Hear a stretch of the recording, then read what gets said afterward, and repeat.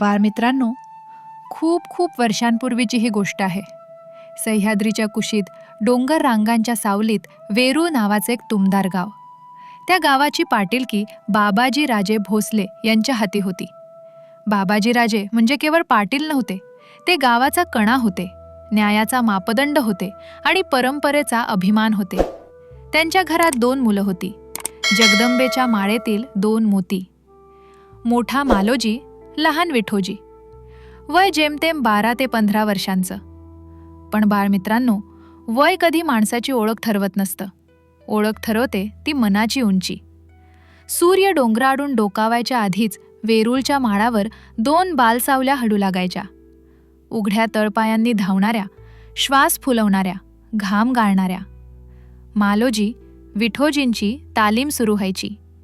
मुद्गल हवेत फिरायचे, हजारो जोर लागायचे, हजारो बैठका मारल्या जायच्या.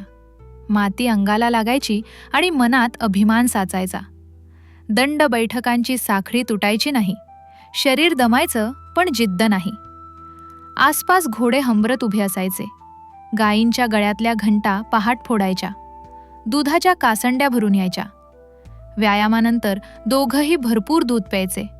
बाबाजी राजे म्हणायचे, देह मजबूत झाला तर मन आपोआप कणखर होतं. ताटात वाढलेलं अन्न शेवटच्या घासापर्यंत फस्त केलं जायचं. मग सुरू व्हायचा विद्याभ्यास. अक्षरज्ञान, गणित, इतिहास, नीती. तलवार जितकी धारदार तितकंच डोकंही तेजस्वी असायला हवं, हा संस्कार त्यांच्या रक्तात भिनला होता. कार पुढे सरकला. दोघंही थोडे मोठे झाले आणि वनंगपाळ निंबाळकरांच्या सैन्यात सामील झाले. तेव्हा सैन्यात जाणं म्हणजे नोकरी नव्हती. ते म्हणजे राज्यासाठी उभं राहणं, धोक्याला सामोरं जाणं आणि गरज पडली तर प्राणपणाला लावणं.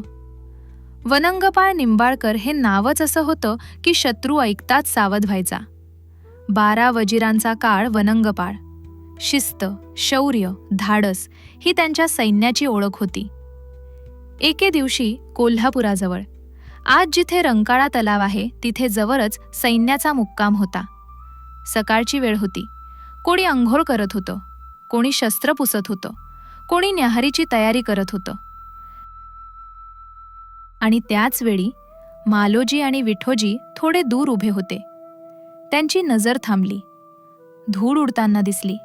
ही साधी धूळ नव्हती, ती होती शत्रू सैन्याची चाहूल. विठोजी हळूच म्हणाले, दादा, ही धूळ चुकून नाही उठलेली. मालोजींची नजर कठोर झाली. हो, त्यांनी वेळ साधली आहे. सकाळची गडबड हाच त्यांचा डाव आहे. क्षणाचाही विलंब नाही. शत्रू येतोय! हा आवाज रंकाळा तलावात घुमला. मग दोघंही घोड्यांकडे धावले. घोड्याला ना खोगीर ना लगाम आणि मनात म्हणाल तर भीतीही नव्हती. मालोजी म्हणाले, ताकद खोगीराची नसते, मांडीत असते, असं म्हणत गर्जती ललकारी दिली. हर हर महादेव! दोघांनी अश्वावर उडी घेतली. मांडीच्या जोरावर घोडा ताब्यात आला. दोन्ही हातात तलवारी चमकल्या. शत्रू जवळ आला. पहिला वार मालोजींचा, दुसरा विठोजींचा. तलवारी खणाणू लागल्या. घोडे खिंखाळू लागले. धूळ, घाम, रक्त सगळं एकमेकात मिसळलं. त्या दोघांच्या हालचालींमध्ये घाई तर होतीच, पण त्याचबरोबर होती ती अचूकता. त्यांच्या कसदार शरीरातून घामाच्या धारा वाहत होत्या. शत्रू गोंधळला. हे कोण आहेत? हा प्रश्न त्यांच्या सैन्यात पसरला आणि काही वेळातच शत्रू माघार घेऊ लागला. वनंगाळ निंबाळकरांचं मूळ सैन्य एकत्र झालं. युद्ध जिंकलं गेलं. उपलानी घोड्यावर धाव घेतलेले मालोजी आणि विठोजी घोड्यावरून उतरले. श्वास फुललेला, अंगावर घाम, पण डोळ्यांत समाधान. वनंगपाळ निंबाळकर पुढे आले. त्यांनी दोघांच्या खांद्यावर हात ठेवला आणि तोंड भरून कौतुक केलं. आपल्या उभ्या हयातीत वनंगपाळांनी अशी लढाई पाहिली नव्हती आणि अशा भवानीच्या माळेतील 2 तजेलदार मोत्यांनी आपल्या बळजोर दोन्ही हातांनी ती परतवून लावलेली तर नाहीच नाही. त्यांनी मनोमन ठरवून टाकले, हे दोन्ही बच्चे म्हणजे मराठी मुलखातील सर्जे आसामी आहेत. त्या मित्रांनो, इथंच आपल्याला या बंधूंची राष्ट्रभावना कळते. स्वतःसाठी नव्हे, नावासाठी नव्हे, तर कर्तव्यासाठी. हीच ती भावना होती जिच्यातून पुढे मराठ्यांचा इतिहास घडला.